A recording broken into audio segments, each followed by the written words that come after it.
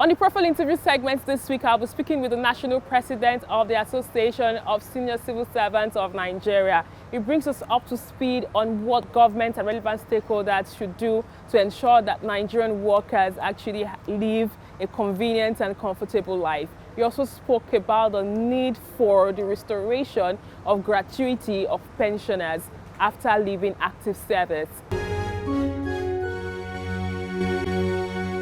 It's good to have you on the program. I'm glad to be here. A lot has been happening in the world of work, and maybe we should start from the challenges you and I are faced with as Nigerian workers currently.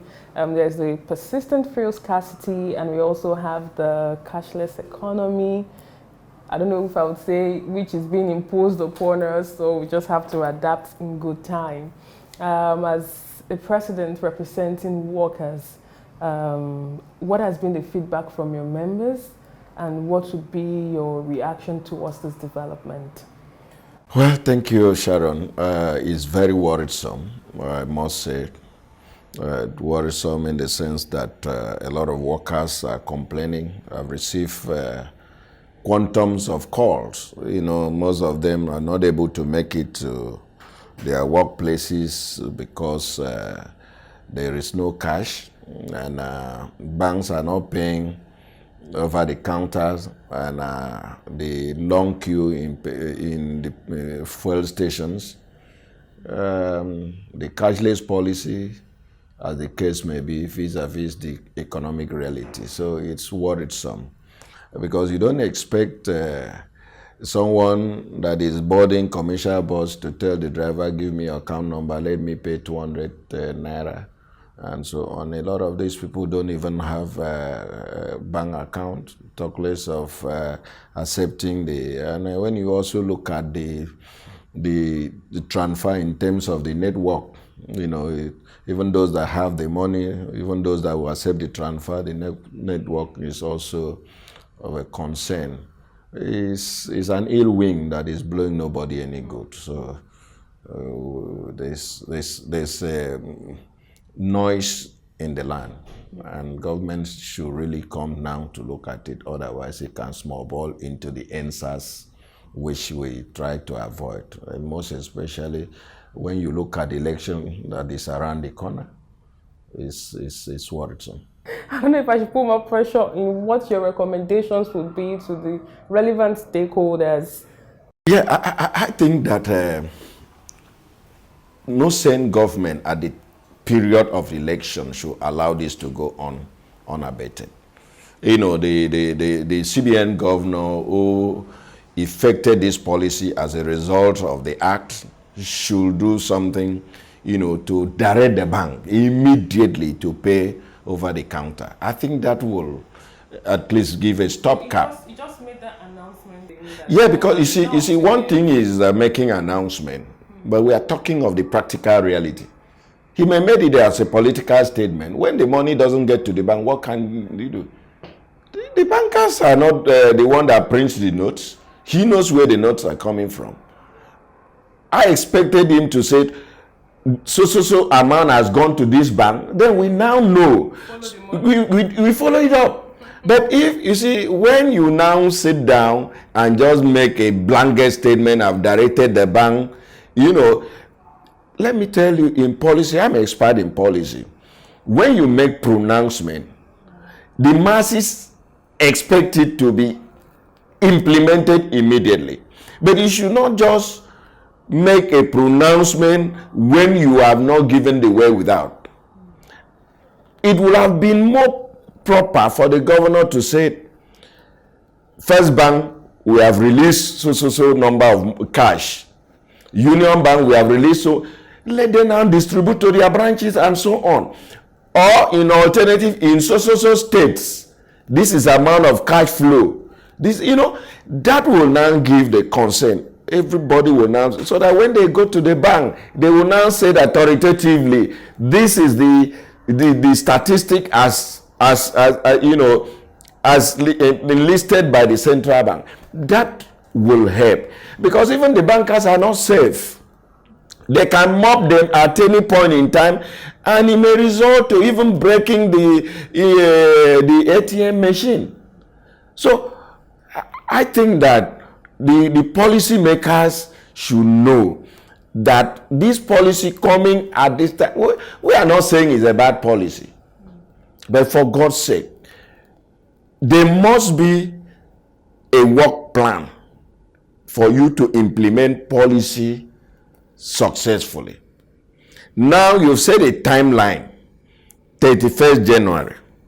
You didn't allow that timeline to finish strong. You now shift it to 10 February. It is expected. Even some people who are very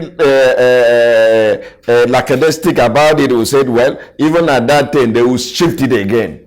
So that makes the masses not taking government serious. They will not do it. They will shift it. So people supposed to work towards the deadline earlier set, and government supposed to at least show that they have the will to implement it based on that timeline. And that is what because if that was established, by now everything will have been stable, and the new naira will have taken effect, because the quantum will have flushed away the old one, and they will have been that social mix that will stabilize the economy. Oh, what we are going through now, we wouldn't have happened. Looking at, still talking about money, we know that Nigeria is still faced with inflation, and it means that the bargaining power for an average Nigerian worker is actually limited or reduced, which brings us to the discussion of the national minimum wage. I know the government has said at different fora that they're trying to increase maybe the allowance or thereabout, but I am also aware that the new national minimum wage, there should be a new national minimum wage this year, because if you want to look at the 5-year review period, it is elapsed or it's about to elapse. So what do you think needs to be done at this point in time? What is the union doing in terms of engaging relevant authorities or stakeholders for everyone to get on the negotiating table to get a review of the minimum wage? Engagement of government by the union depend on if the government is sincere. The sincerity of the government is a factor you need to look at. When the last negotiation on the minimum wage was, it was expected that every 5 years. And let me tell you, a government that cares for the workers supposed to have done it, automatically. You don't, because when government set up a committee to start discussion, you are talking about another 1 year. Because if government set up a committee to change this bulb, before you know, they will say, this bulb must go through a procurement process. And then they will set up another committee to look at. So it is cumbersome. The bottleneck is so much. Why don't government look at the indices based on that and said, in 2018 or thereabout, when Jonathan moved the minimum wage from 7,000 or thereabout to 18,000 minimum wage, there wasn't a noise factor. It wasn't a noise factor. But because government is known for propaganda, they want to sell. And how do you think it's feasible? Now, average Nigerian worker with static pay, with all the socioeconomic challenges, they are the worst hit. Because I can tell you, when you look at what is playing out in the economy today, the politicians are now thinking that if they stifle the worker, that whatever they are going to tell the worker now, they will accept so that they can vote them. But they know, I'm sure they will soon realize that it is an ill wind that will blow both the politician no good, because the workers are tired. So nothing any politician will come and tell you now that you take it as anything to go by. We've heard of the story. So what will be Nigerian workers' expectation post February, January elections? The expectation is that we should vote someone that have the capacity, that have the capability, that have the skill, that have the know-how to turn things around. Because already the government has overborrowed. And when you look at the inflationary rate, you know, even the one coming may not be an angel, but at least let it be a necessary evil. Then we can be able to contend with. Because if things are not done, already the foundation is already destroyed. So nothing the righteous can do. But at least he will help the worker to have a sense of belonging. A government that can come and bring some incentive that will caution the effects of all this. You know, that's why each time they look at and say petroleum subsidy for the interests of the workers, I see it as a capital scam. Okay, moving on to the issue of pensioners. I'm aware that you're on the negotiating table as regards ensuring that there is negotiation towards the restoration of the payment of gratuity. Can you bring us up to speed on? You know, Sharon, you see, when Obasanjo government came up with 2004 contributory pension, we expected that it would have been, you know, one of the best policies and wherever it was coming from. But I can tell you that in the core civil service, the workers are suffering. Because nobody realized that gratuity has been technically suppressed by the players. Soon when I came on board, I realized, I said, no, that the Contributory Pension Act of 2004, as amended in 2014 or thereabout, did not stop the payment of gratuity. Because if you look at the section, it said employer can pay additional. So they suppressed that fact. And we engaged the Pension Commission. They agreed that it did not stop. But, you know, we need to go again to repeal that act so that they can amend it to. So what we are canvassing is, let them amend that act and let there be a provision very clearly, unambiguous, stated that gratuity, payment of gratuity, and they state the guideline. Because you see, in the private sector, before you even talk of it, they give you that one in bulk. It's a gratification. Government you have served 35 years or 60 years, whichever comes first. You are just going and wait for 2 years for you to get the one they said that it will be the best. Do you know a lot of people die? I mean, for God's sake. At that age, you are already living on drugs. Where will you borrow money to buy these drugs? You now go to the National Health Insurance Act. They are generic drugs that are not covered. You are sent back to your village, of which you were not useful for 35 years. And all of a sudden, stroke, knock you, and then you die. They say it's wish. No, thinking. Your benefit you have not collected. Your children are before you. With the African big brother, which you have be your brother by an extended family, all descended on you. Do you know civil servants retire without a roof over their head? Not because they wouldn't have built, but the situation they find themselves. And government is clapping. When I was a younger person in the 80s, they say housing for all in the year 2000. I don't know whether year 2000 has not come. Nothing. Nothing. The Federal Staff Housing Loan Board, how much do they give? How much do they have in their kitty that people that apply can get? They put a benchmark of 5 million. What can 5 million do? Can he renovate?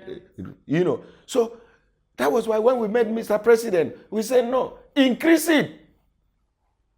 And I'm happy, I think they are working toward that, because he directed immediately the head of service to look into that and so on. There are things government need to do. Let them not look at they said the civil service is overloaded. How? The civil service is the engine of government because they drive government policy. A good government must care about the civil service.